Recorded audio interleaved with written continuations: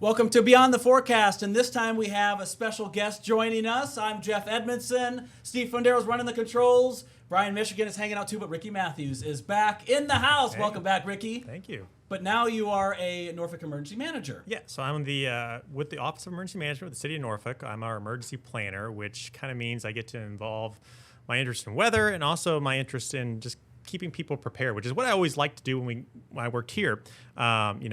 Severe weather was always something that interested me. I was always a person who's like, okay, let's get on and be on for 2-3 hours. And interest is like lowballing it. You don't drink caffeine.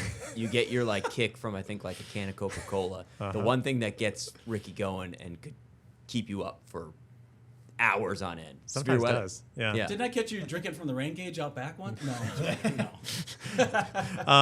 But with my new job, a lot of what we do is going back and looking at history and looking at the things that could impact the city of Norfolk and impact basically what we do on an everyday basis, which is helping to keep our citizens safe.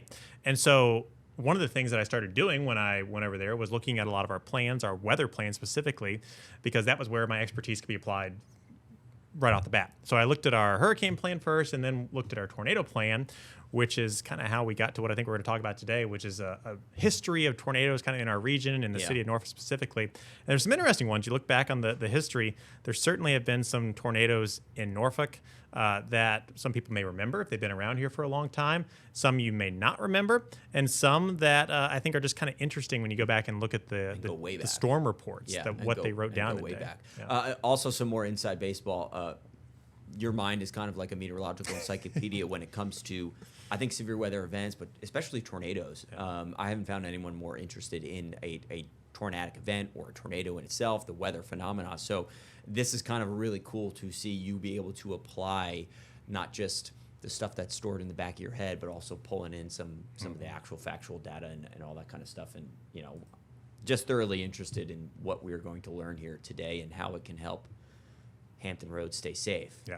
You are part of the city of Norfolk, but this is stuff we all deal with here. I mean, look at the past couple of days when we had some tornado warnings way off towards I-95, and sometimes it's that neighborhood, but not this neighborhood.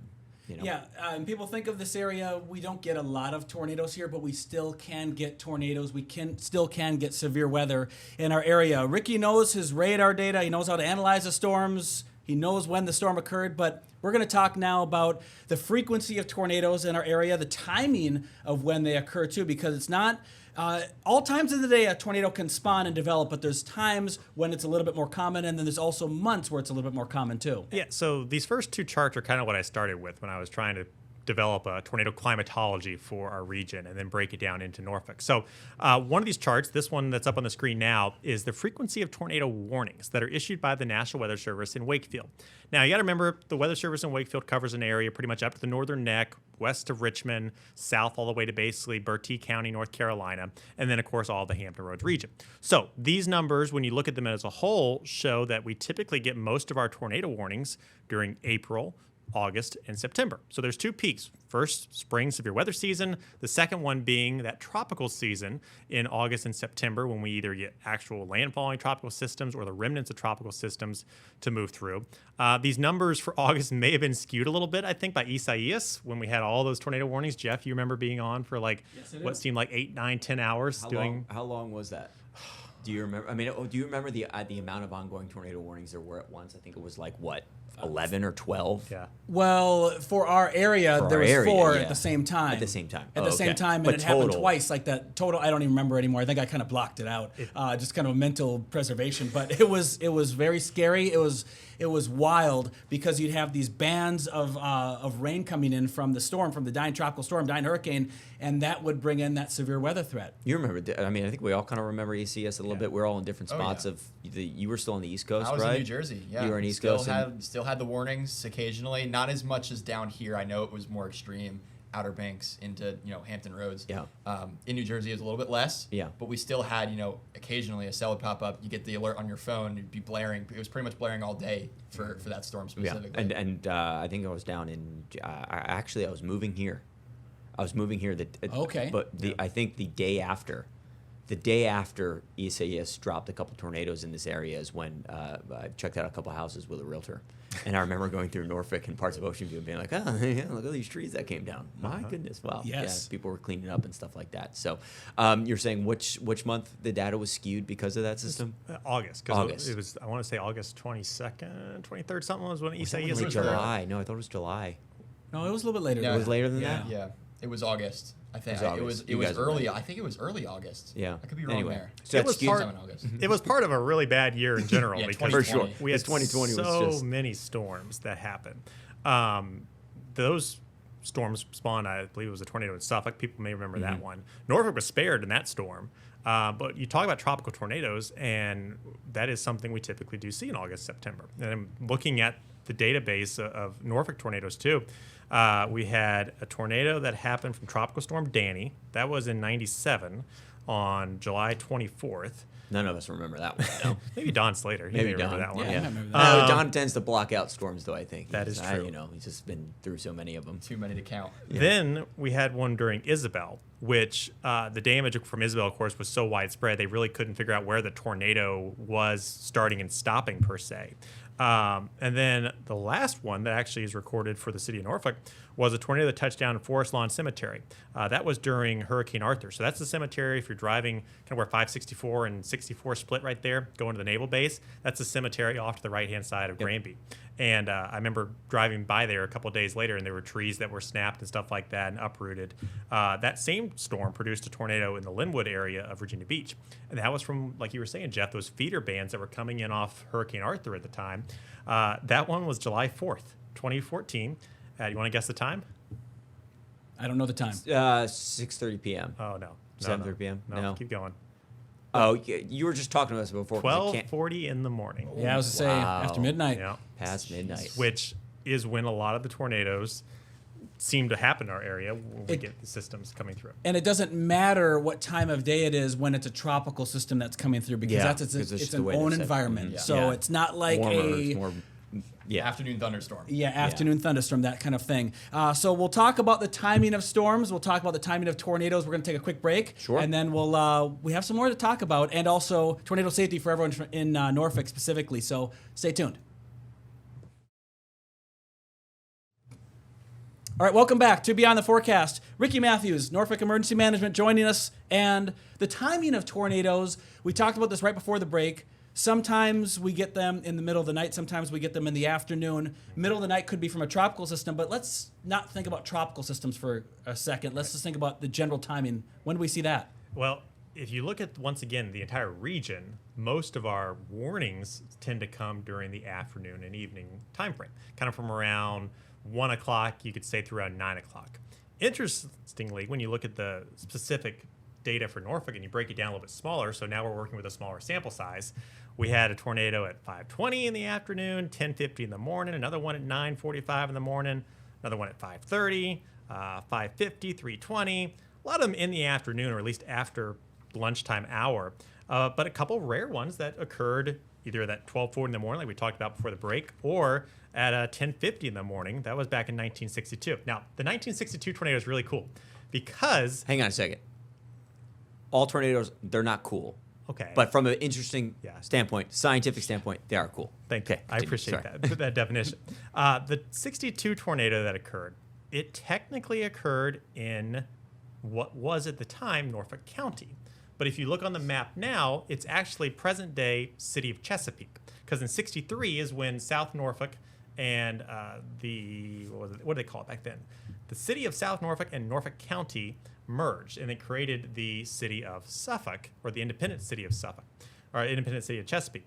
And so when you look at the stats, it's like technically in the database for Norfolk, but it's actually I a see. Chesapeake, tornado. which is tornado. kind of- Location. That's yeah, really interesting. Which was almost in the middle of where Chesapeake is now. When you look at the track of where it came Yeah, through. So yeah. just kind of interesting stats when you go back. That was an F1 tornado that occurred at 10:50 in the morning on the ground for around 11 and a half miles. Long track. Wow, that is a long track. I mean, for reference, the 2 years ago, Virginia Beach tornado, the EF3 5-mile path.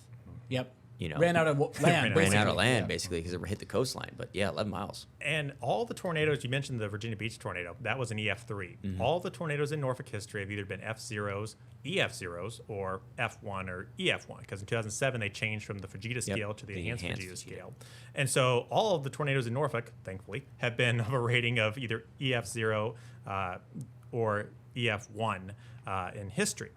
Now, there was the Suffolk tornado, though, that if you take the tornado as a whole, the downtown or the Suffolk tornado that happened in 2008 and then eventually moved across the naval base, that one, tornado as a whole, was rated an EF3.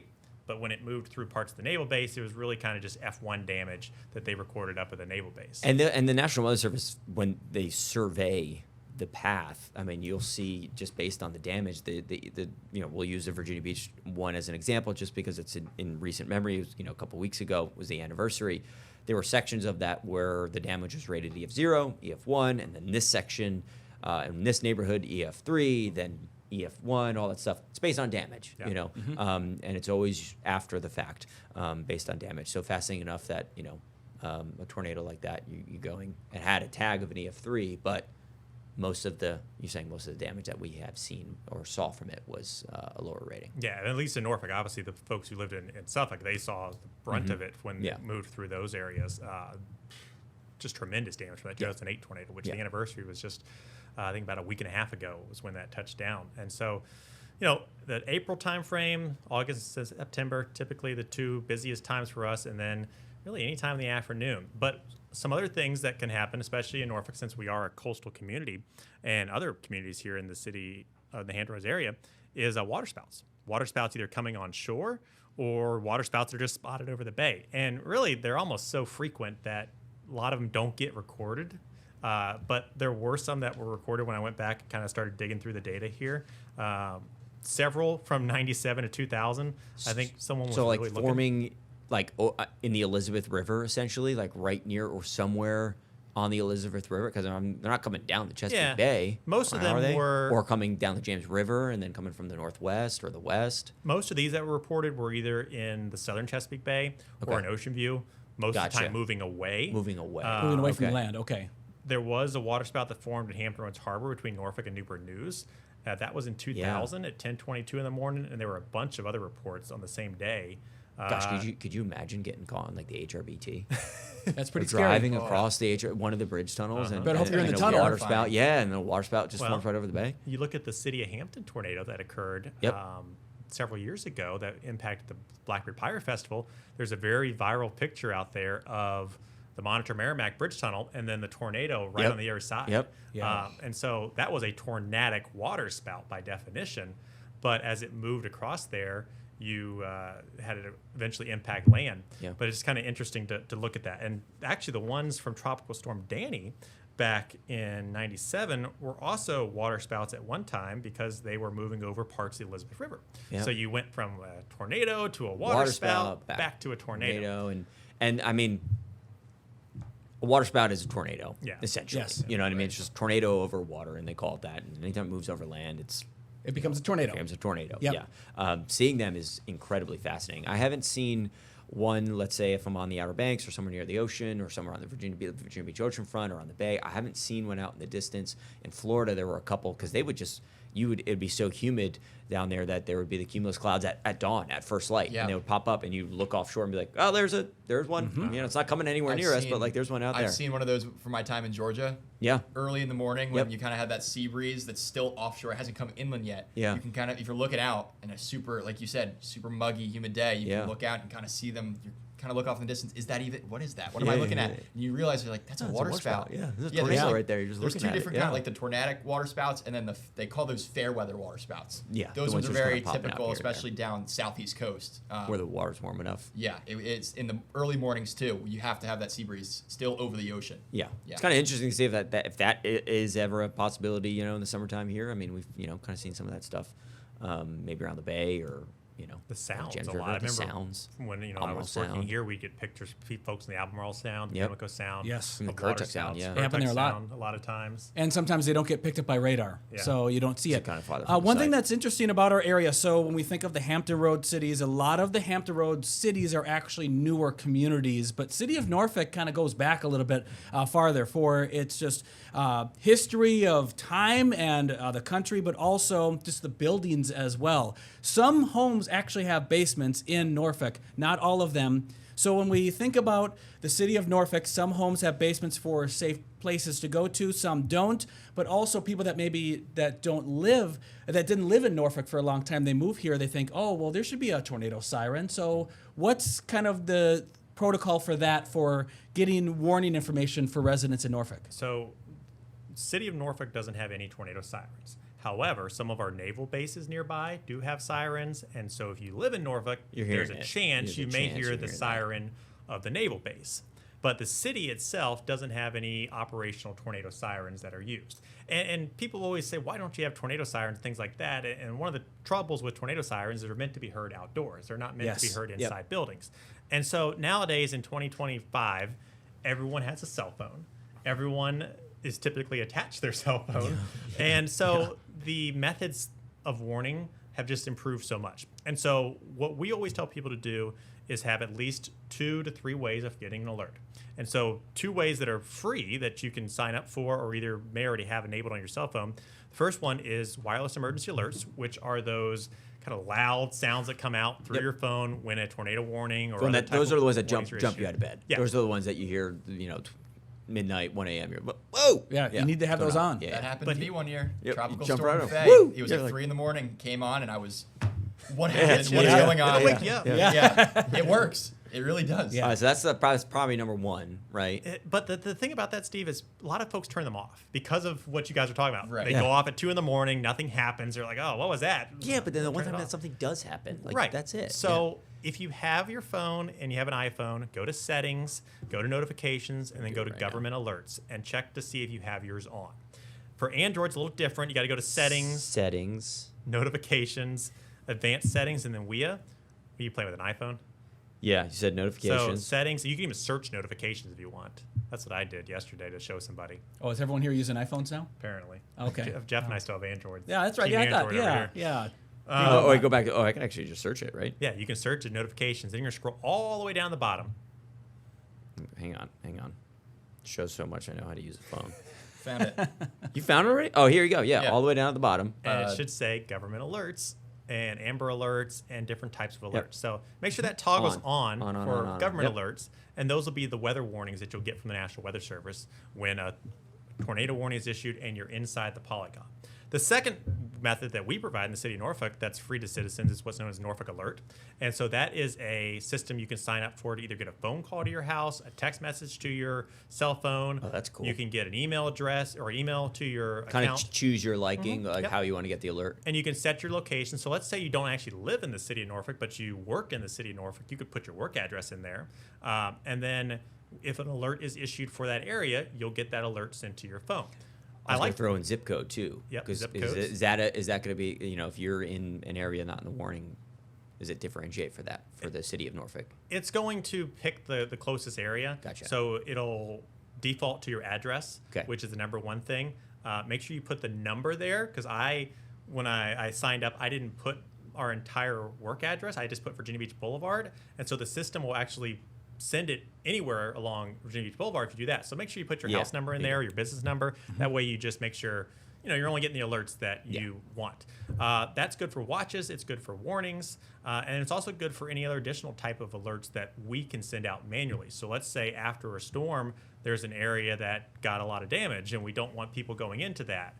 We can send out either a Norfolk alert or we actually have the ability to send out a wireless emergency alert to phones as well to make sure people in the area know what's going on, make sure they're informed.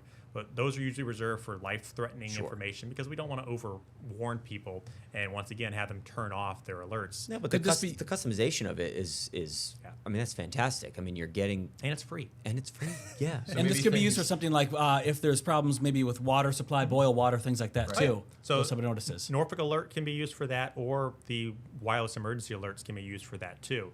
And if you go on our website, you can actually go look at all the historical alerts we've sent out over time. Nice. Each month we test it in a zone. So if you do have test alerts enabled on your iPhone or Android device in the wireless emergency alert settings, you may get an alert sometime through the year if you're always working there. It's always done on the first Monday of the month around 1 o'clock. And so some people watching this may have just got the test alert this prior Monday when we sent that out. And it just says test alert, making sure your device is working because there's nothing worse than it not working when you want it to work. Yeah, that's great. We have a few more things we're going to talk about here. We have one more break we're going to take, and then we'll be right back. Sounds good.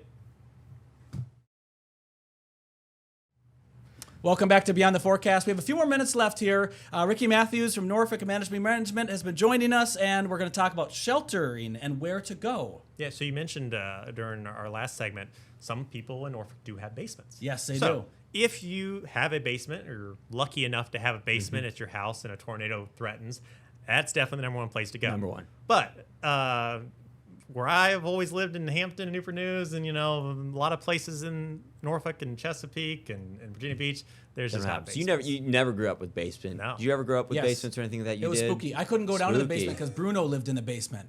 Mm-hmm. It was the boogeyman for us. Yeah, so same thing. Yeah, same thing. Bruno, you don't want to know who he is. I don't know who he is, but he's the basement was unfinished, so I shouldn't be playing downstairs in the basement. Yeah, that's why. But Bruno lived in the basement. I mean, Brian, did you have a basement growing up at all? When I first house that I lived in when I was a kid, that was like the place to be. So it's, I guess, the complete opposite. Yeah, we had like a projector screen. It was like the coolest room in the house. That's nice. Brian lived in his basement. When I bounced around the country a little bit, you found structures.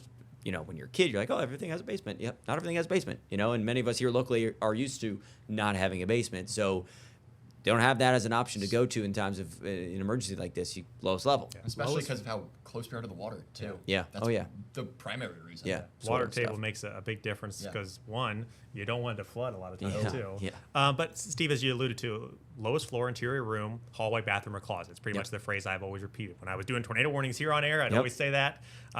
Something that we've learned over the years is that wearing a helmet really helps to reduce the risk of traumatic injury with flying debris going through the air.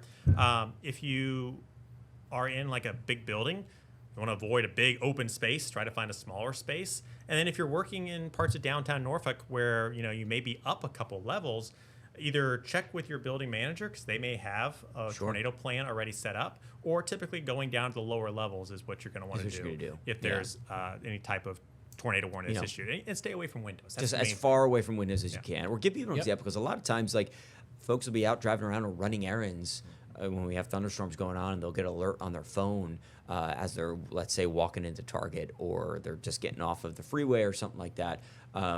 If you're in a big store like that, and you said try to get to somewhere more close knit, like if you're in Target, that's tricky because tricky. Like you're in a giant warehouse essentially, or like a Walmart, or like something big like that. Yeah, it's like just. Maybe like the toilet paper aisle, just jump into there. And jump in there, or like try to go to try and find out. Going to the pillows and using the pillows to cover your head isn't the worst idea I've heard. Isn't the worst? Yeah. Right. Something Sports like that. section has helmets. Yeah, that's true. Exactly. Yes, they do. Just try to get away from the windows is I think the number one. Yeah. Try to get as far away from being outside. But that's what we encourage people to do. So a lot of times we talk about tornado safety or storm safety at your house, but that extends to your business. So if you are a business owner, you should think about where you would go or where you would have your customers go in the event of severe weather. Because there's nothing better than actually being prepared and then having your customers feel a little more assured that, hey, they're on top of this. They know what's going and they on. have a message or something to go out over the intercom. They make little signs, too. You can put outside whatever your safe spot is. Just download them online and put one outside there. And then each year during the springtime months, the state of Virginia does a tornado drill.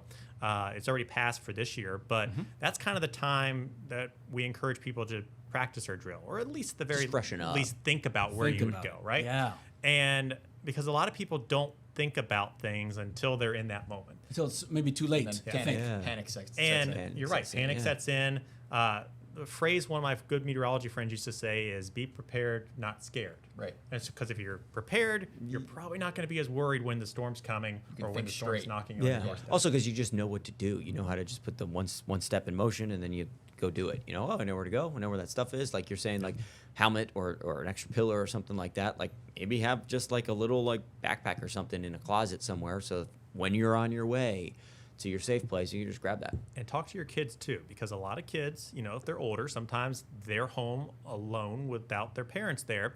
And when do we get a lot of our tornadoes? It's during the middle part of the afternoon when the parent may still be at work, when the kid's home from school. And so talk about what you should do if they get a warning on their phone, and you know where they're going to go in the house, things like that. I remember when we used to do tornado warning coverage, Jeff, I always used to kind of say, hey kids, if you're listening, here's what you need to do. Turn up the volume on your TV, you know, text your parents, tell them you're okay and you understand what's going on, and then go to that safe spot for just, 5 minutes, 10 minutes. Because tornadoes don't last long. They don't, and also kids are going to remember that, because to them, a picture of a tornado, video of a tornado, it's spooky, it's scary.